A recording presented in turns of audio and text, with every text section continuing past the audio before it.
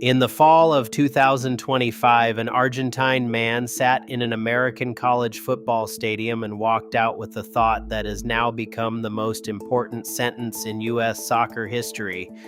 He runs the USMNT, he doesn't live here, and in 48 hours, he leads them into the first World Cup knockout game on American soil in 32 years.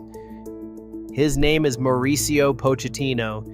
He is 54 years old, born in a small town called Murphy in the middle of Argentina. He has coached Tottenham, Paris Saint-Germain, and Chelsea.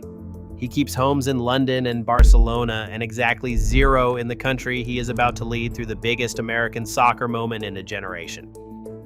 In September of 2024, the USMNT had just been eliminated from their own home Copa America. Gregg Berhalter was fired. The federation paid Pochettino $4 million base, up to $6 million with bonuses, the highest paid coach in U.S. soccer history. 2 years later, sitting down with reporters in California, here is how he described what he found when he walked in. "We were so naive when we signed our contract. We misjudged the situation. It was worse than we really believed." Let that sit for a second. He wasn't talking about tactics. He was talking about the energy. He found a team comfortable with potential less than 2 years before the biggest tournament in its history. Then came the Gold Cup final in Houston, summer 2025. The USMNT lost to Mexico in their own country in front of 70,000 fans wearing green, white, and red. Pochettino cried, by his own admission. Not over the loss, he's lost plenty. He cried over the silence, the realization that his team was the away team in their own home country. That is the moment he stopped trying to fix the soccer and started trying to fix the country. Which brings us to a Saturday a few months later. Pochettino drove to a college football stadium, Ohio State versus Texas. He sat in the crowd and watched 100,000 Americans care about a game with the kind of religious intensity he had spent his career trying to pull out of European supporters. He turned to a reporter and asked, "Why not with us? Why not with soccer?" 2 months after that, in November of 2025, he walked into a team meeting and tried it out. Here is exactly what he said. "I said, come on, guys. We need to believe. Why not us? What? Why not? We can beat these guys, even when no one believes." The players took it. Then they started winning. 5 games unbeaten to close out 2025. Then a 4-1 demolition of Paraguay in the World Cup opener at SoFi, followed by a 2-0 win over Australia in Seattle that ended with 65,000 Americans singing John Denver's "Take Me Home, Country Roads" with nobody prompting them. The Argentine running their team is now learning the lyrics. He discovered Lainey Wilson by watching Yellowstone. He keeps 4 lemons on his desk at the team hotel because he believes they absorb negative energy. The man behind the most American sentence in American soccer right now has fallen for country music in 20 months.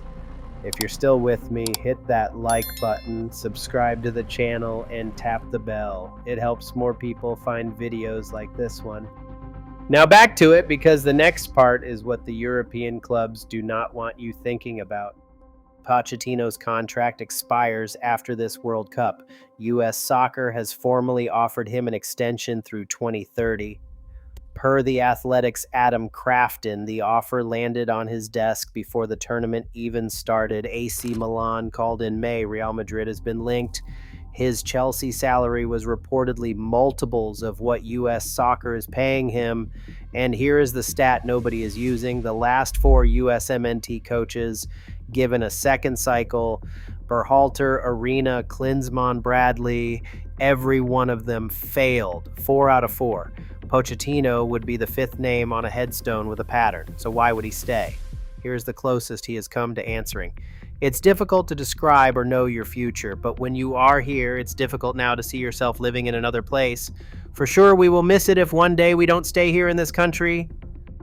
Wednesday night, 8 p.m. Eastern, the USMNT plays Bosnia and Herzegovina in Santa Clara, California. It will be their first World Cup knockout game on American soil in 32 years, and their first chance to win one since 2002. 24 years of waiting. And on a wall in his office in Dana Point, written in marker by his own hand, is the sentence that started in an American college football stadium and is now powering an entire country. Why not US? Drop a comment with the World Cup story you want next, smash like and subscribe, and share this video so you don't miss Wednesday's Bosnia breakdown. Thanks for watching. Hey, before you go, look at your screen right now. See that first video element that is going to appear right there? That's the previous episode of the Cup Theory series, in case you missed it. And that second one right next to it, that's the complete binge-worthy Cup Theory playlist waiting for you. Trust me, this is one of those series you'll want to watch end to end. Every forgotten name, every buried story, every life that history almost lost. Go ahead and click both of them right now and keep the deep dive going. You know you want to. Thanks for watching.